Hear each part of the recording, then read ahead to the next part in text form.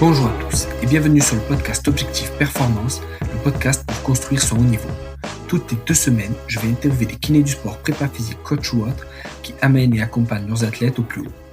On parlera dans une première partie de leur parcours, d'où viennent-ils, où ont-ils étudié, voyagé et commencé leur carrière.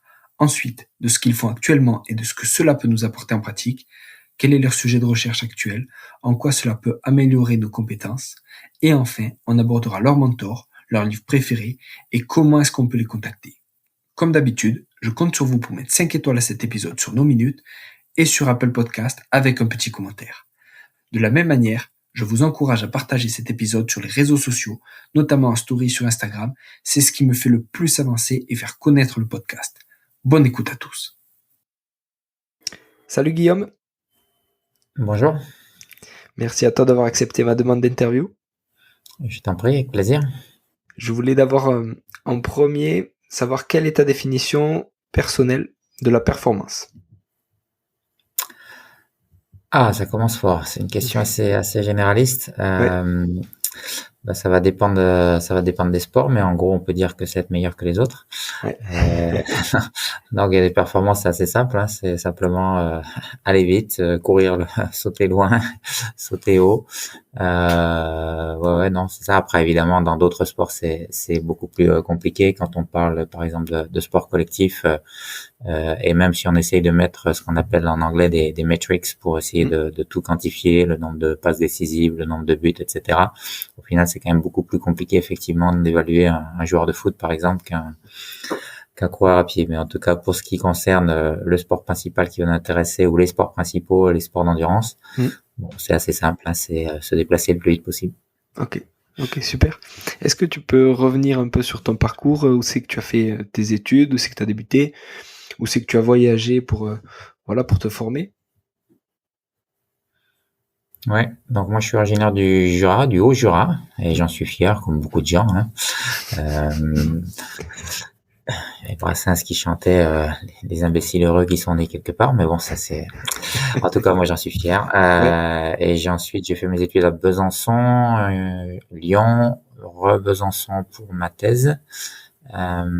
Ensuite, j'ai eu différents postes. En fait, dans ma carrière, tous les 5 ans, j'ai eu la chance de faire un peu autre chose, de bouger. Alors toujours en lien avec la recherche dans mon domaine, qui est la physiologie de l'exercice. Ok. Mais j'ai commencé à Dijon. Ensuite, je suis venu à Saint-Étienne. Je suis parti 7 mois en Australie. Ensuite, je suis parti à Grenoble, à l'INSERM pendant 4 ans. Je suis revenu, donc ça c'était en 2013. Je suis parti au Canada, à l'Université de Calgary pendant 5 ans, jusqu'en 2018. Et je suis revenu à Saint-Étienne depuis 2018. Ok, super. Et voilà, donc les voyages, c'était essentiellement, bon, évidemment, plein de voyages beaucoup plus courts, mais sinon, dans mes expériences professionnelles, c'était surtout 7 mois en Australie et puis 5 ans au Canada. Ok. Dans la partie donc en Alberta, ce qui est dans l'ouest du Canada, donc, qui m'a donné l'occasion d'enseigner et de faire de la recherche dans une université francophone, une des très bonnes universités dans mon domaine.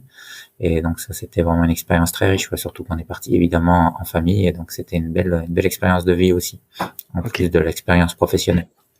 Énorme. Et cette histoire de cycle tous les 5 ans, c'est quelque chose que tu recherches, ou c'est des opportunités qui à peu près arrivaient tous les 5 ans et que tu saisissais?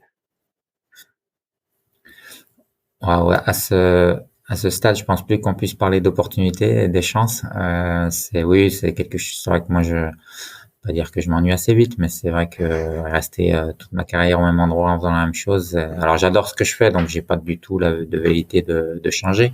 Mais la recherche c'est quand même déjà de nature très variée, mais même quand même rester au même endroit avec les mêmes collègues, etc. Alors il y a plein de gens qui adorent ça et c'est très bien. Hein, mais c'est vrai que moi j'aime bien bouger, et voir autre chose. C'est pas forcément bouger physiquement, mais ça peut être, mais quand même, souvent, quand on bouge physiquement, ça permet de voir autre chose et d'autres personnes. Et je pense que c'est aussi une richesse. Parce qu'on se nourrit évidemment de rencontres, hein. C'est ça qui est le plus important, à mon avis. Ouais, carrément. Et à l'INSERM, alors, qu'est-ce que tu faisais justement comme recherche? Alors, quand j'ai postulé à l'INSERM, c'était un contrat de recherche de 4 ans qui était dans un laboratoire qui s'appelle HP2, qui est un laboratoire qui travaille sur l'hypoxie, comme son nom l'indique, à la fois sur l'altitude et sur les malades. Et aussi bizarre que ça puisse paraître, parce que jusque-là, j'avais surtout travaillé avec les sportifs. Et là, en fait, j'avais postulé plutôt pour un projet de recherche sur les patients. En l'occurrence l'apnée du sommeil. Le projet avec les années, c'est un projet de 4 ans. C'était voilà, le contrat était de 4 ans, donc ça m'a permis d'être à plein temps en recherche pendant ces 4 années. Donc ça, c'était vraiment une chance. Et donc l'idée, c'était de travailler sur la fatigue dans l'apnée du sommeil. Et puis on a effectivement fait des choses là-dessus. Puis finalement, ça s'est transformé en plutôt des mesures un petit peu plus méthodologiques, des développements méthodologiques de tests de la fatigue qu'on a fini par tester aussi en conditions d'hypoxie un peu plus classique, d'hypoxie simulée en laboratoire. Et mais bon, ça au final, ça a quand même bien sûr servi le projet initial, mais voilà, il y a eu un petit peu des modifications. Donc on a notamment publié avec des collègues de Grenoble sur un test là qu'on a réutilisé, repris, redéveloppé depuis, qui je pense est assez intéressant quand on veut tester la fatigabilité des patients. Et quel est l'intérêt et quel est ce transfert entre sportif et patient? Tu vois, quel est le parallèle et comment en recherche, entre guillemets, tu l'utilises? Ouais. Alors, un intérêt, je viens d'en parler, c'est-à-dire les outils qu'on va mettre en place chez des gens, que ce soit sportifs ou des personnes saines, on va dire. Non pas que les patients soient pas sains, mais bon, parlons, c'est quand même l'expression consacrée. Va être après transféré justement chez les patients. Donc le développement méthodologique qu'on peut avoir avec les athlètes peut nous servir ou nous sert, c'est pas peu, c'est une réalité. Donc je viens de te donner un exemple, mais il y en a d'autres.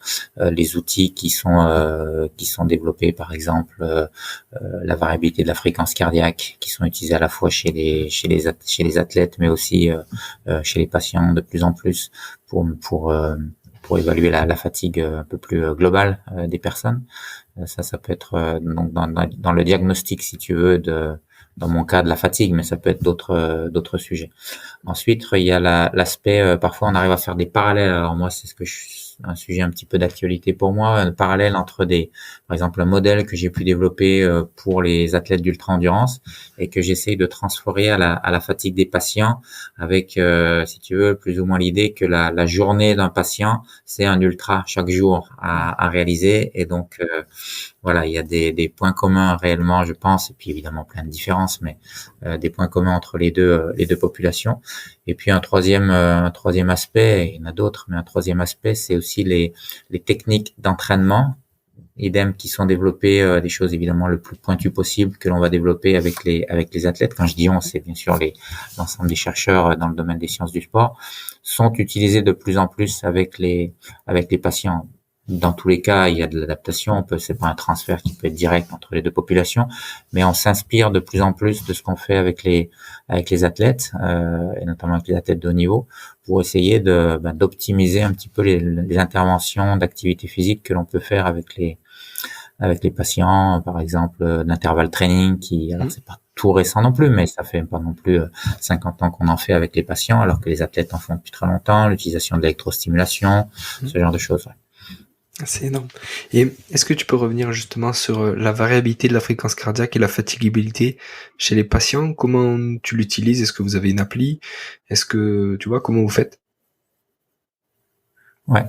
Alors autant de labos, autant de mesures, de façons de mesurer, que ce soit d'ailleurs la fatigabilité et le système nerveux autonome, donc la variabilité de la fréquence cardiaque, que ce soit d'ailleurs avec les athlètes ou avec les patients, chacun a des tests très différents. Ça peut aller de mesures pendant la nuit, par exemple, si je reviens sur la variabilité de la fréquence cardiaque, ça peut être des mesures pendant la nuit, ça peut être des mesures très simples au réveil, ça peut être des mesures plutôt couché, debout au réveil. Enfin voilà, chacun a un petit peu ses méthodes.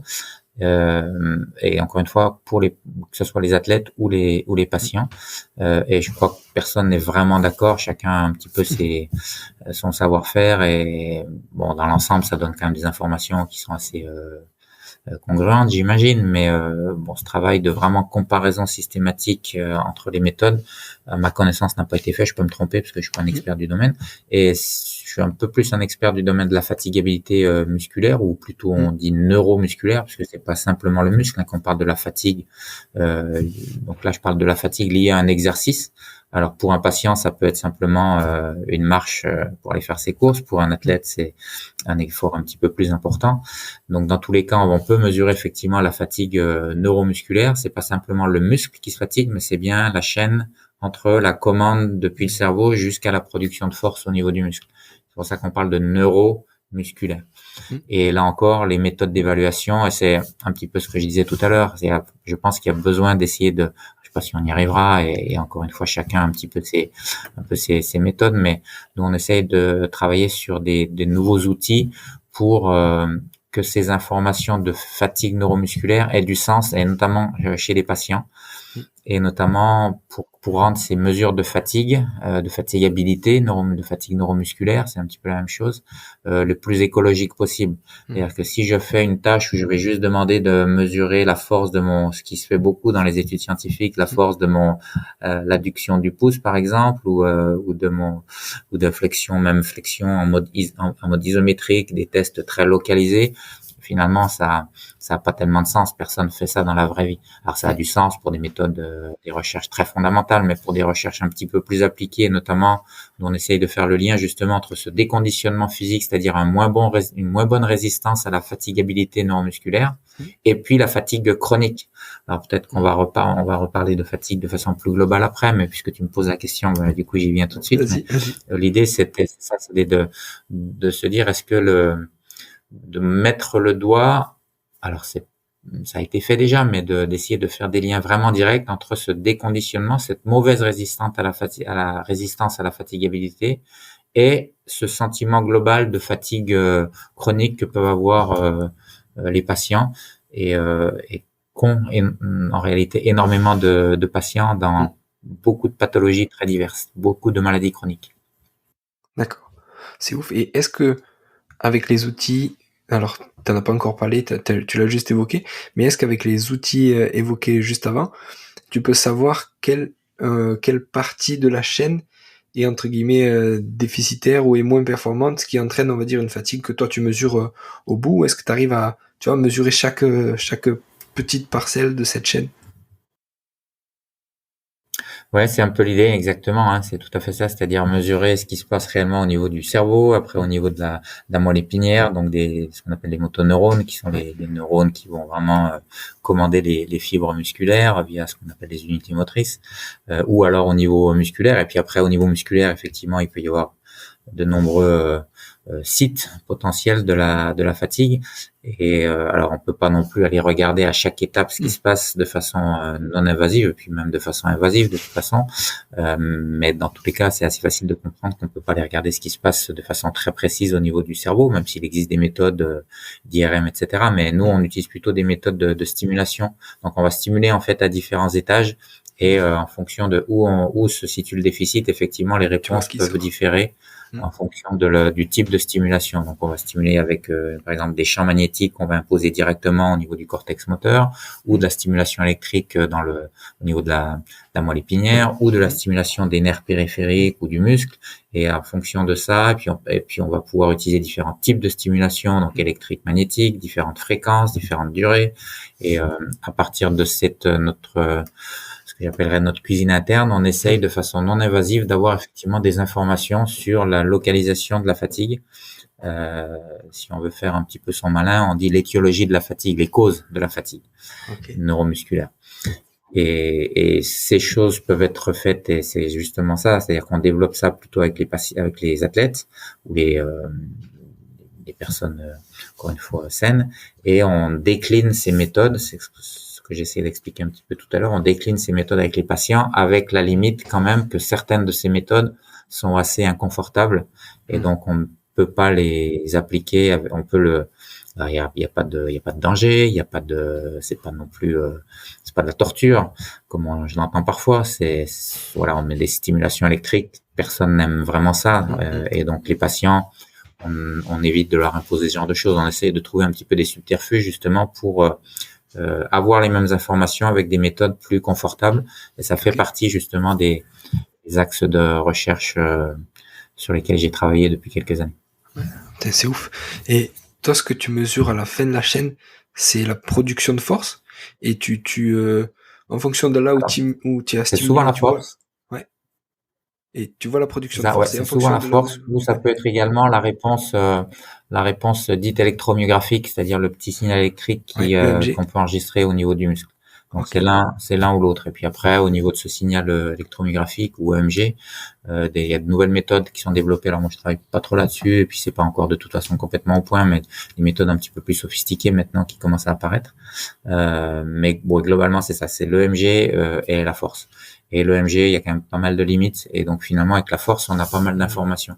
Aussi simple que cela puisse paraître, parce qu'on fait de la force, on va demander aux gens de contracter leurs muscles, on va leur demander de contracter, on va surimposer de la stimulation sur la contraction, et puis on va leur demander à l'inverse de se relâcher complètement pour justement tester uniquement la partie à la périphérie, la partie musculaire, et on va stimuler sur le muscle complètement relâché à différentes fréquences, etc.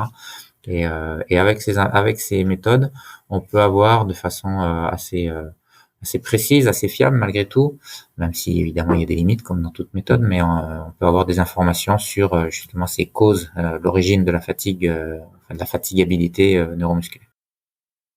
Du coup, Guillaume, la stimulation électrique et magnétique, c'est quoi la différence et comment tu l'appliques l'une et comment tu appliques l'autre au final? Ouais. Donc la stimulation magnétique, c'est en fait la finalité est la même, c'est de dépolariser, c'est-à-dire de stimuler les neurones qui sont d'intérêt, mais qu'on pourrait faire de la stimulation électrique au niveau cérébral, sauf que d'ailleurs ils ont commencé par ça, hein, historiquement ça a commencé par la stimulation électrique, sauf que là pour le coup c'était vraiment, c'était des gros chocs au niveau du cerveau, donc c'était quand même très très très douloureux. Donc la stimulation magnétique permet d'obtenir les mêmes choses avec plus de confort. Donc on induit un champ magnétique, mais qui va avoir comme finalité de dépolariser les neurones alors c'est un gros élément qu'on vient poser comme ça en regard des neurones que l'on souhaite, donc en fonction évidemment de quel muscle, bien on va déplacer l'aimant pour aller stimuler les bons neurones. Enfin, comme ça paraît simple. En réalité, évidemment, c'est beaucoup plus compliqué, surtout de reproduire, de stimuler au même endroit, etc. Donc il existe maintenant des robots, ce genre de choses. Bon, je suis pas persuadé que ça soit complètement utile, mais admettons. Et puis pour ce qui est des autres types de stimulation, là pour le coup, ça va être de la stimulation plutôt électrique, donc au niveau thoracique, au niveau des nerfs périphériques. Donc nous, par exemple, on travaille beaucoup sur le quadriceps, qui est un muscle locomoteur essentiel. Et donc on va stimuler un nerf qui est le nerf fémoral, qui va passer au niveau de l'aine, du creux de l'aine. On va appliquer une électrode. Donc on va poser une électrode qu'on va coller, sur laquelle on va appuyer, pour essayer justement de diminuer la quantité d'électricité que l'on va induire, toujours dans le but de minimiser l'inconfort. Et voilà, après ça peut être musculaire avec des électrodes classiques, que tu connais bien, d'électrostimulation. Et voilà, donc la finalité c'est toujours la même, c'est juste qu'on utilise des artifices. On peut utiliser la stimulation magnétique également au niveau périphérique, là encore pour des histoires de douleur, d'inconfort. Ça améliore un peu les choses, sauf que pour le coup, chez les patients qui ont soit des œdèmes, soit un petit peu plus de masse grasse, le champ magnétique descend pas assez profond pour aller réellement stimuler le nerf. Okay. Bon bref, c'est un peu de la tambouille interne tout ça. Je suis pas sûr que ça passionne tes auditeurs, mais si, toi ça a l'air de t'intéresser, donc. Ouais. C'est énorme. Et tu as parlé aussi de EMG et de mesure de force max après votre stimulation. Et est-ce que vous regardez aussi le délai entre l'apparition du signal EMG et la production de force? C'est quelque chose que vous arrivez à regarder et à mesurer aussi? Ouais, alors il se trouve que dans la fatigue, ça change pas énormément. Donc là, quand on parle, si on parle avec des neurologues qui vont s'intéresser à des maladies comme la sclérose en plaques, etc., ils vont s'intéresser à ce genre de choses, les vitesses de conduction, etc. Ou là, en l'occurrence, tu parlais plutôt de ce qu'on appelle de l'électromécanique. Mais dans le cadre de la fatigue, ça change. On a eu regardé ça par le passé pour finalement s'apercevoir que il y avait assez peu d'effet de la fatigue sur ces paramètres-là, donc on ne le regarde plus trop. Ok, super. Et du coup, la fatigue, ça joue sur quoi? tu vois, sur cette chaîne où c'est qu'on où c'est entre guillemets qu'on perd le plus et où c'est qu'avec l'entraînement on peut progresser le plus. Tu vois, si on reprend toute cette chaîne là, est-ce que Ouais, vous ouais. savez à peu près? Oui, c'est une question assez logique. Quand on a expliqué que ça pouvait venir de différents endroits, évidemment, la question d'après, c'est bon, bah, du coup, alors, c'est où? C'est où? Où est-ce que ça se passe? Et il est juste impossible de répondre à cette question si tu ne précises pas le type d'effort, le type d'exercice. Voilà, parce qu'en fonction de est-ce que l'exercice est long et peu intense ou bien court et intense, ça c'est un Ouais. premier aspect. Est-ce que l'exercice est réalisé dans des conditions tempérées, d'altitude modérée ou au contraire dans le chaud ou à altitude élevée? Ouais. Est-ce que l'exercice est plutôt un exercice localisé, comme je disais tout à l'heure, ou un exercice de pédalage au corps entier, avec des grosses masses musculaires en mode dynamique? Est-ce que c'est une contraction plutôt concentrique, isométrique ou excentrique qui va induire des dommages musculaires, etc., etc. Est-ce que tu es un homme ou une femme? Ça peut aussi jouer. Ouais. Donc bref, il y a énormément de ce qu'on appelle on appelle ça nous la dépendance à la tâche essentiellement. Donc en fonction du type de tâche, du type d'exercice que tu veux réaliser, la réponse peut être juste opposée. Okay. Donc si pour te donner un exemple, on considère que plus l'exercice est prolongé et le plus la fatigue centrale va prendre une part importante. Okay. À l'inverse, le plus l'exercice est court et intense et plus la fatigue va être localisée, enfin on parle de la fatigabilité musculaire, va être localisée justement au niveau périphérique, au niveau musculaire. Maintenant, ça c'est très schématique parce que si je prends un exercice qui est, si je contracte mes muscles de façon continue pendant 2 minutes au maximum, donc là tu peux dire bon c'est court et intense, tu viens de me dire que c'était un exercice où c'était surtout la fatigue au niveau du muscle. Et ben là pas de chance parce que c'est continu et du coup que l'on va les motoneurones vont devoir cracher de façon très répétée et intense. Là on va avoir une fatigue centrale importante. Tu vois, c'est pour ça que c'est un peu compliqué. Mais quand même, cette idée de dire court et intense, plutôt fatigue musculaire, long et prolongé, plutôt fatigue centrale, ça, je pense qu'on peut quand même le garder comme idée directrice pour pas non plus toujours dire ça dépend. Il faut quand même apporter des réponses parfois. Nous, on a pu montrer, par exemple, que dans le mode de contraction, quand on vient de publier une étude là où on a comparé 3 heures de vélo et 3 heures de course à pied à la même intensité d'exercice. Et on a pu montrer que les deux sports induisaient la même fatigue, c'est-à-dire la même perte de force, donc la même fatigue neuromusculaire totale, sauf que les causes étaient pas les mêmes. C'est-à-dire que pour le vélo, on avait surtout de la fatigue musculaire et peu de fatigue centrale, et pour la course à pied, c'était l'inverse. Donc voilà, tu vois que c'est vraiment très dépendant de beaucoup de facteurs que j'ai décrits au début de ma réponse à ta question. C'est ouf, c'est génial. Et donc en conclusion, les cyclistes utilisent moins leur cerveau que les coureurs à pied. C'est ça que tu veux dire? Je te laisse faire cette conclusion. Non, c'est ouf. Alors, par contre, j'ai pas répondu, pardon, à une autre partie de ta réponse qui est, du coup, comment on fait pour améliorer, est-ce qu'on peut jouer le plus? Là, pour le coup, la réponse, elle est un peu plus simple parce que finalement, les modifications que l'on peut avoir au niveau cérébral, c'est-à-dire comment on fait pour lutter contre la fatigue centrale, elles sont peu nombreuses. C'est surtout l'entraînement va surtout améliorer ce qui se passe au niveau du muscle. Alors, au niveau du cerveau, on peut améliorer, par exemple, la force. Quand on fait du travail de force maximale, on va être capable, alors, surtout pour les gens qui sont peu entraînés puis qui s'entraînent un petit peu, ils vont être capables d'améliorer effectivement cette commande du cerveau.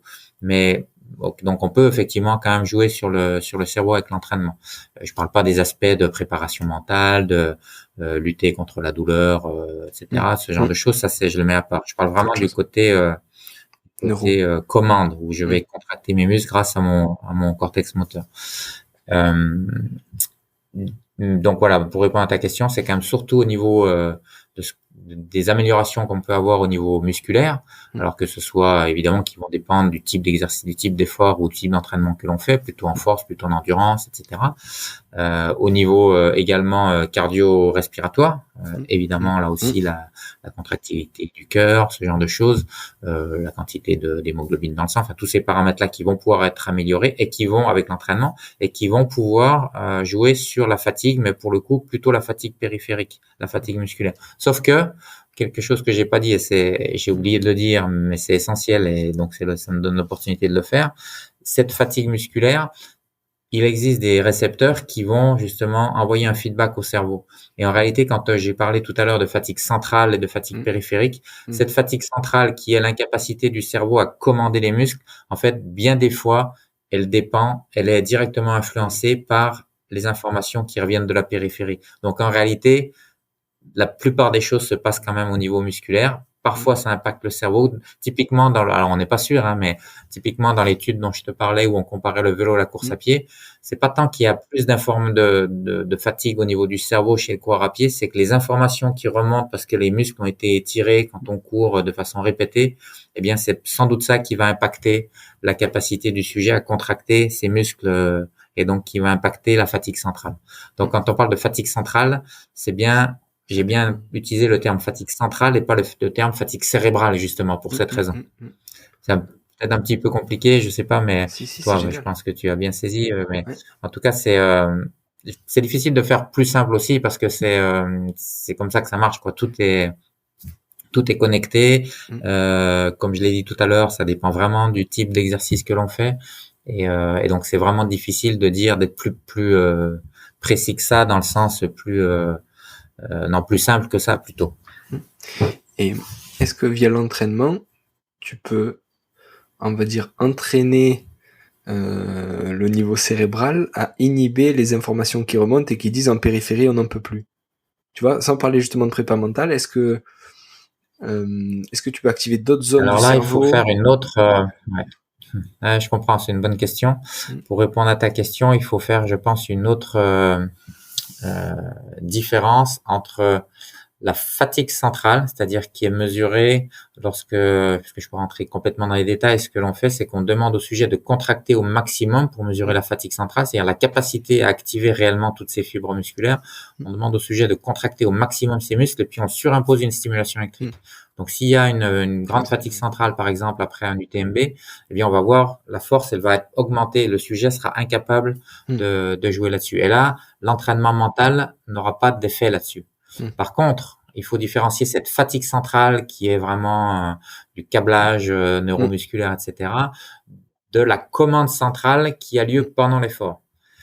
Et là, pour le coup, pendant l'effort, typiquement, si je reprends l'UTMB, je peux pas faire grand-chose, il me semble, après la course, quand je demande à mon sujet de contracter au maximum. Ce qui veut pas dire qu'il n'a pas pu ou elle n'a pas pu faire quelque chose pendant la course pour aller plus vite en tentant de faire ce que tu viens de dire, c'est-à-dire inhiber cette douleur qui vient de la périphérie, hein, notamment des muscles, en particulier les douleurs musculaires, mais ça peut être articulaire, tendineuses, enfin bon, toutes les informations dites nociceptives qui reviennent de la périphérie, y compris ça peut être des troubles gastro-intestinaux, enfin voilà, c'est tout un tas de choses c'est pour ça que d'ailleurs, parce que c'est compliqué, parce que c'est quelque chose d'assez on a besoin d'avoir cette approche globale pour essayer d'y voir un petit peu plus clair. C'est la raison pour laquelle j'ai développé un modèle qui s'appelle le Flush Model, le modèle de la chasse d'eau, qui justement essaye de prendre en compte toutes ces informations. Bref, pour revenir à ta question, pendant la course, oui, là, il est possible d'essayer d'inhiber ces informations qui remontent de la périphérie. Et c'est tout le travail des préparateurs mentaux, justement. Et toutes les techniques d'imagerie positive, de self-talk, etc., qui permettent justement de stratégies dissociatives, toutes ces techniques qui permettent justement d'essayer d'aller un petit peu plus loin dans l'effort en s'arrêtant pas à la première difficulté et à la première douleur. C'est ouf. Maintenant, est-ce que ça s'entraîne naturellement? C'est possible. Je pense qu'il y a une grosse variabilité entre les gens sur cette capacité, on pourrait dire cette capacité à se faire mal, à passer les coups de moins bien, etc., et puis à continuer coûte que coûte. Mais on n'en est pas très sûr, à vrai dire. C'est ouf. Et je pense que c'est plutôt inné que entraînable, mais comme dans tout, c'est sûrement un petit peu les deux. C'est ouf. C'est ouf, je reviens sur cette histoire de plutôt inné. Et comment... Alors, on a parlé de prépa mentale un petit peu.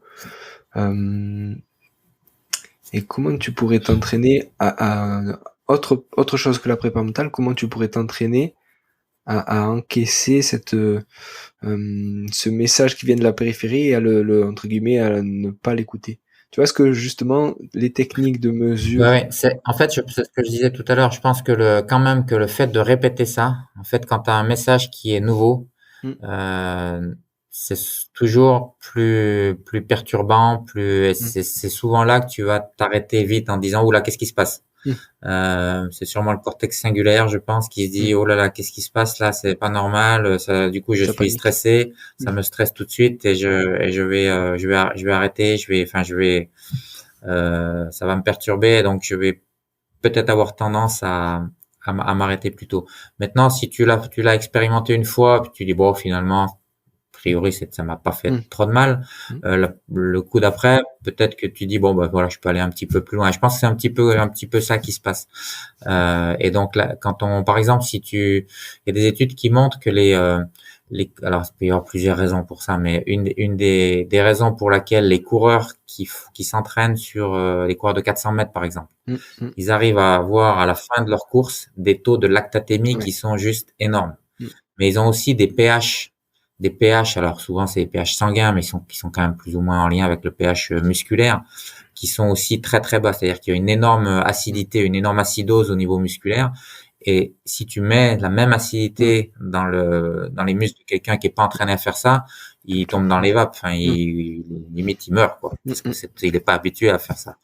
Alors que sont tellement habitués à avoir cette sensation de brûlure au niveau musculaire qui remonte via ces fameuses informations, ces fameuses afférences sensitives dont je parlais tout à l'heure, que finalement, ils passent outre et ils arrivent à descendre plus bas, ce qui leur permet de courir plus vite.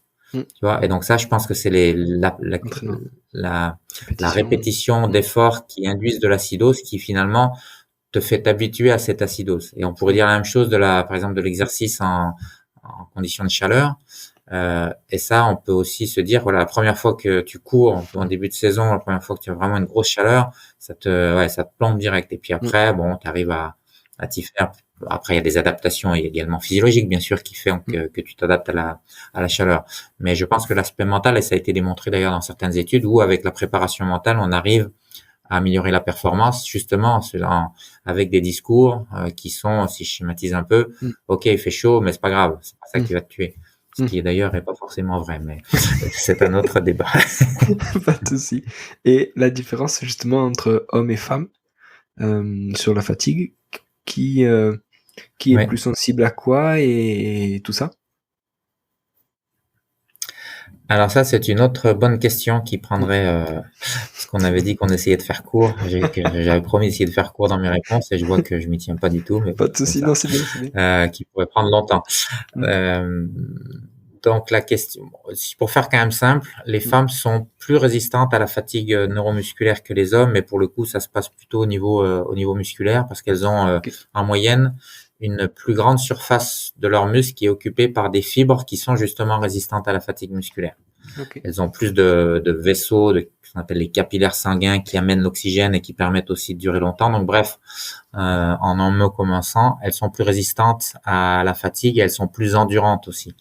Et donc nous, on vient de publier, et ça a été accepté il y a quelques jours seulement, donc c'est vraiment très nouveau. Alors c'est pas tout à fait en lien avec la fatigue, mais ça l'est, c'est l'endurance. Donc le lien entre l'endurance et la fatigue, il est quand même assez direct. Mais on a pu montrer d'ailleurs, entre parenthèses, avant de parler de cette étude, dans d'autres études depuis que l'on a conduit sur l'UTMB ou en 2012, puis encore en 2019, reproduit en 2019 pour confirmer nos résultats et puis avancer un petit peu plus loin, que effectivement les femmes étaient moins fatiguées après un UTMB.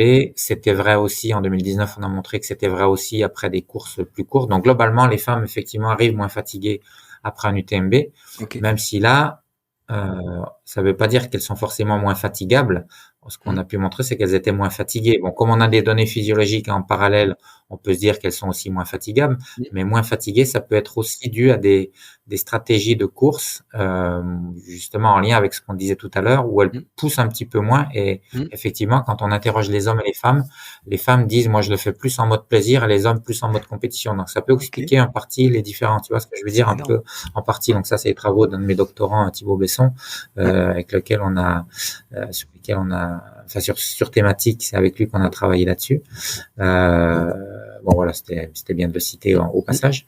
Mmh. Toujours est-il que avec toujours des collègues à la recherche d'un sport collectif, on a utilisé une autre façon donc ça c'était des mesures assez classiques de fatigue neuromusculaire après l'UTMB, enfin les différentes courses de l'UTMB, etc.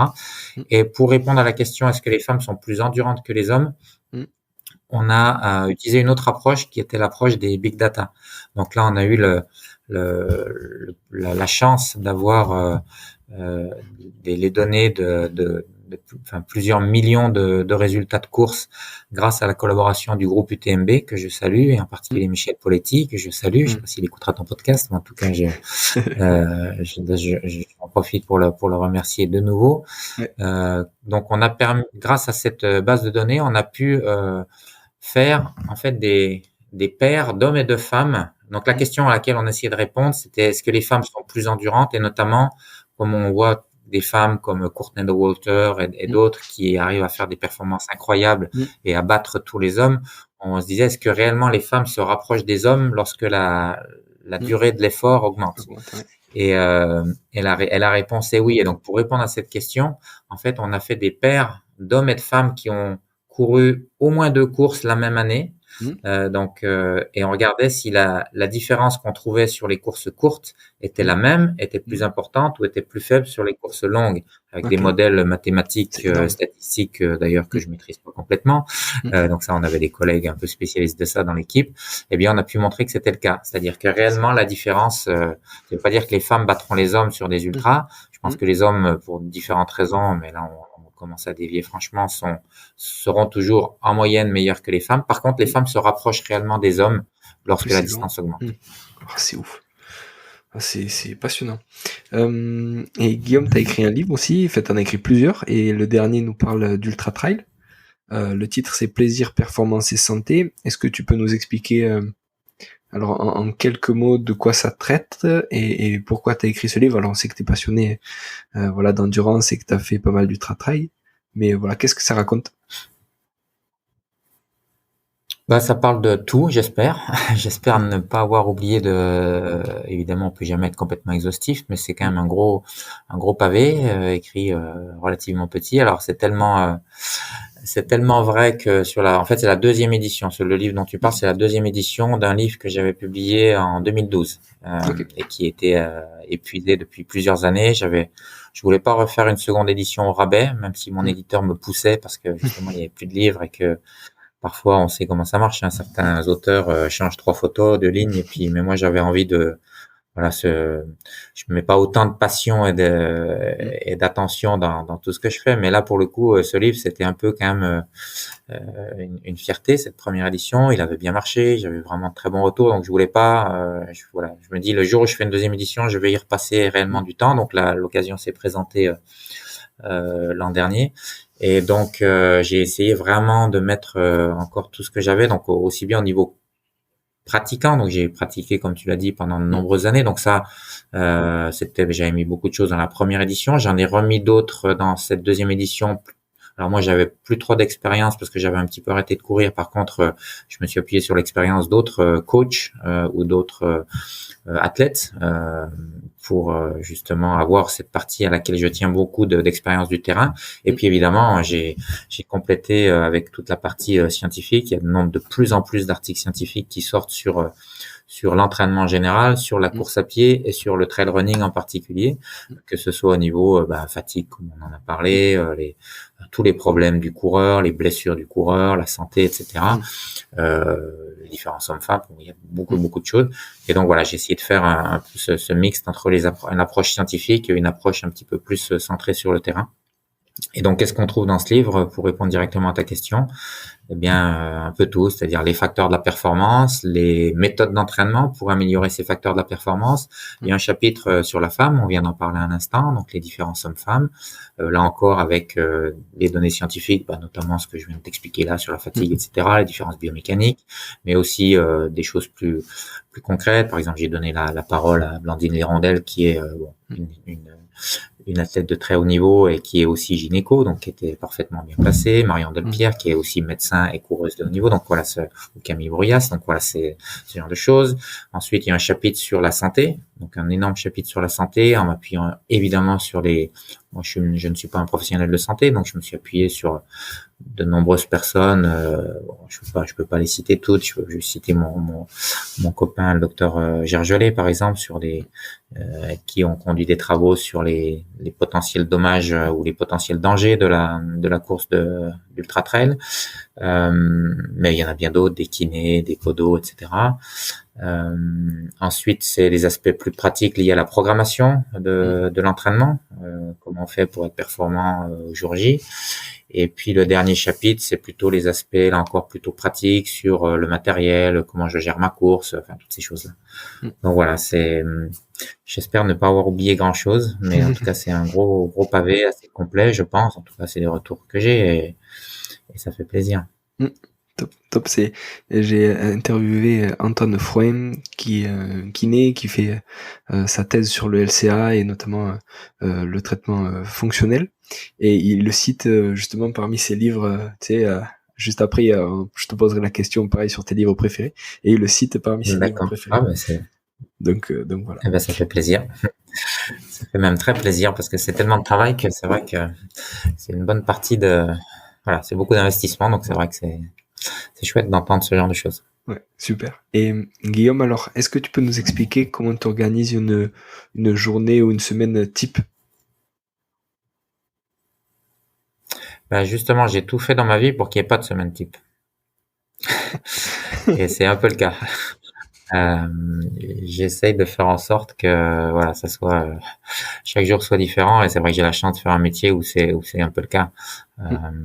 Globalement, la recherche, et d'autant plus en ce moment où j'ai la chance de faire partie de ce qu'on appelle l'institut universitaire, l'institut l'IUF, Institut universitaire de France, qui est une possibilité qui est donnée à certains chercheurs de se consacrer un peu plus à la recherche et un peu moins à l'enseignement. Donc l'enseignement, là, pour le coup, c'est quand même un petit peu plus répétitif, encore que dans le supérieur, ça reste pas trop répétitif. Mais bon, en l'occurrence, moi, je fais assez peu d'enseignement en ce moment. Et donc la recherche, oui, chaque jour est différent. Donc vraiment des semaines type, c'est compliqué. En plus récemment, alors maintenant je peux le dire parce que c'est officiel, j'ai commencé une collaboration avec Salomon. Donc j'ai aussi une partie de mon temps que je dédie au suivi scientifique des athlètes du team international Salomon. Donc ça c'est une nouveauté. Voilà, ça faisait 4-5 ans que j'avais pas fait quelque chose d'autre. Donc là je fais un petit peu ça aussi. C'est un vrai plaisir de travailler avec ces athlètes et puis avec les collègues aussi chercheurs de la marque qui sont des gens que je connaissais d'avant. On a déjà collaboré sur d'autres choses. Là, on collabore sur ce suivi scientifique. Donc, c'est des choses qui sont des choses qui sont nouvelles et du coup intéressantes. Donc voilà, il n'y a pas vraiment pour répondre à ta question, il n'y a pas vraiment de semaine type pour ainsi dire. Ok, parfait. Et est-ce que tu as des mentors ou des gens qui t'ont inspiré sur ton parcours ou qui t'inspirent encore? J'ai envie de répondre par une pirouette en disant que j'ai pas de mentor et je n'ai que des mentors. C'est-à-dire que oui, je crois qu'on est tous inspirés, en tout cas ceux qui pensent l'inverse, à mon avis, se trompent vraiment. On est tous inspirés en permanence par les gens qui nous entourent. Et c'est aussi pour ça que je pense que c'est vraiment riche de bouger régulièrement et de voir d'autres personnes, parce que même si les personnes que l'on côtoie elles-mêmes, elles évoluent et donc elles peuvent aussi t'apporter d'autres choses. Et puis j'espère évidemment que ça va dans les deux sens et que j'apporte moi-même des choses aux gens qui me côtoient et notamment à mes doctorants, parce que ça reste la partie de mon travail qui me plaît le plus, c'est-à-dire d'échanger de former des futurs chercheurs, donc de travailler avec mes doctorants, ou les étudiants de master ou les post-doctorants. Ça reste la partie du travail, je pense, qui est la plus gratifiante. Mais pour revenir à ta question, oui, il y a quand même plein de gens, mais c'est difficile d'en citer là encore quelques-uns, mais je veux quand même peut-être citer mes parents, quand même, malgré tout. C'est quand même des gens qui m'ont aussi inspiré. J'ai un frère qui est aussi très performant, qui était coach, athlète de haut niveau, scientifique de haut niveau, et qui m'a aussi pas mal inspiré. J'ai eu quand j'étais au lycée, j'ai fait partie d'un sport études ski de fond. Le coach, celui qui s'occupait de nous, a aussi été à un moment donné sur quelques années, une période, quelqu'un qui m'a aussi pas mal inspiré. Enfin voilà, il y en a plein des gens comme ça qui m'ont inspiré, les collègues avec qui je travaille au quotidien. Ouais, c'est ça qui est chouette, c'est de pouvoir travailler avec plein de gens différents. Mais bon, après c'est aussi j'ai envie de dire, ça peut paraître comme une opportunité, comme de la chance de faire ça. C'est vrai dans une certaine mesure, mais après il faut aussi savoir la provoquer cette chance. C'est-à-dire si tu restes assis à ton bureau en attendant que ça vienne tout cuit dans le bec, ça fonctionne pas. Il faut aussi si je peux me permettre d'être un tout petit peu vulgaire, j'ai pas encore dit de gros mots et c'est quand même faire tout un podcast sans dire de gros mots, mais il faut savoir se sortir les doigts quand même. Pas de souci. Et alors en termes de livres, qu'est-ce qui t'a marqué dernièrement, ou qu'est-ce qui t'a plu, et qu'est-ce qui t'a plu et que tu retournes lire de temps en temps? Alors ça, c'est bon, je pense que ça s'entend un peu. Globalement, je suis quand même pas très malheureux. J'ai la chance de faire des choses différentes et bien excitantes. Mais une des frustrations j'en parlais dans un autre podcast là, sans te faire de concurrence, Non, t'inquiète. récemment. C'est une de mes frustrations, c'est justement l'inconvénient de cette vie-là, c'est que justement on n'a pas trop, enfin j'ai pas trop le temps de me poser et de lire. Et ça, c'est vraiment une grosse frustration. Non seulement une frustration, mais aussi une limite. C'est-à-dire à vouloir avoir un petit peu les yeux plus grands que le ventre et à vouloir faire trop de choses. Je pense que c'est une auto-limitation quelque part dans le sens où même si je peux me nourrir d'autres personnes, quand même se nourrir de lecture. Et d'autant plus que maintenant, ce qui a pris un peu le pas aussi sur les lectures, ben, c'est tout ce qui, moi j'ai mis longtemps avant d'y venir parce que justement j'avais peur de ça et maintenant j'ai mis le doigt dans l'engrenage et je suis aussi un petit peu là-dedans ou même beaucoup trop sur les réseaux sociaux, tout ce qui est médias électroniques, etc. Donc c'est bon. Après, pour le coup, on peut aussi apprendre des choses. Moi j'ai par exemple Twitter, j'ai mis longtemps à m'y mettre. Je me disais ça va être nul, il faut le faire pour voilà, pour se faire un peu connaître, blablabla. Et en fait, finalement, au moins pour ça, j'ai pas regretté parce que il y a quand même des choses qui sont intéressantes parfois, qui passent, pas toujours, mais parfois. Mais bref, en tout cas, les lectures au sens plus classique du terme, c'est sûr que ça reste essentiel. Et voilà, ma grosse frustration, c'est de pas avoir suffisamment le temps de lire. Donc j'ai ma pile de livres que je commande régulièrement et que j'essaye de lire, de faire descendre le plus possible pendant mes quelques semaines de congé, essentiellement en été. Sauf quand je dois relire mon propre livre pendant l'été, auquel cas elle descend pas trop la pile. Ça c'est un autre problème. Mais voilà, alors quand même pour pour essayer de répondre malgré tout à ta question, c'est pareil, ça c'est vraiment difficile de citer quelques livres. J'ai bien aimé si je reste dans mon, alors je vais pas parler de romans, de biographies, de choses comme ça. Je reste dans les livres du domaine sur lequel on a discuté jusque-là. Il y a un livre qui est vraiment passionnant, qui est le livre d'Alex Hutchinson.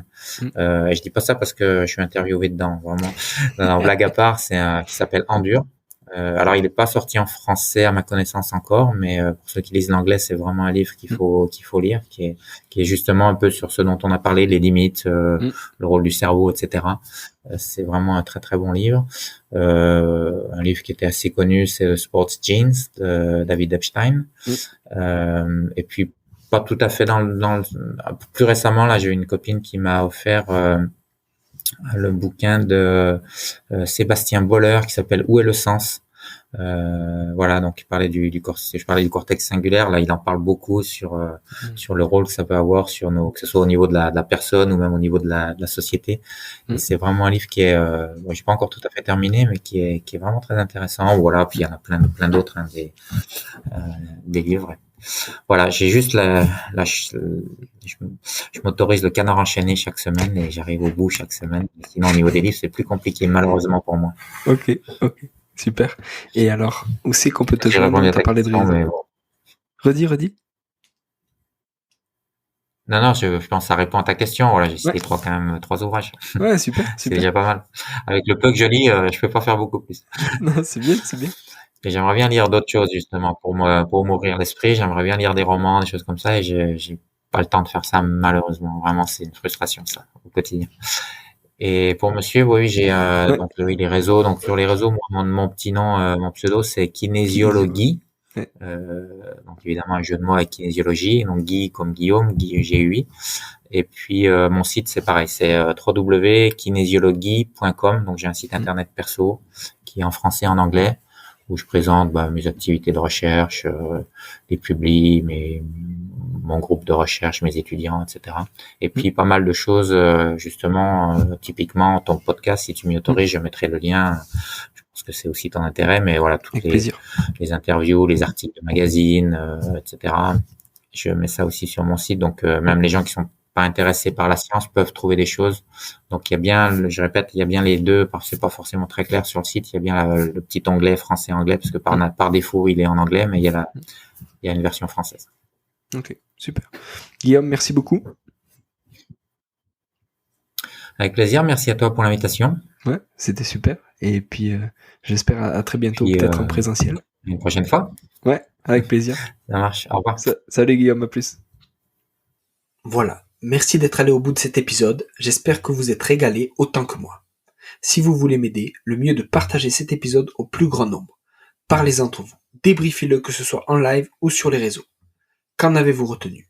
En quoi cet épisode peut vous aider à construire votre haut niveau? N'hésitez pas non plus à me faire un retour ou à me proposer des personnes à interviewer, je répondrai avec plaisir. À très bientôt pour un nouvel épisode.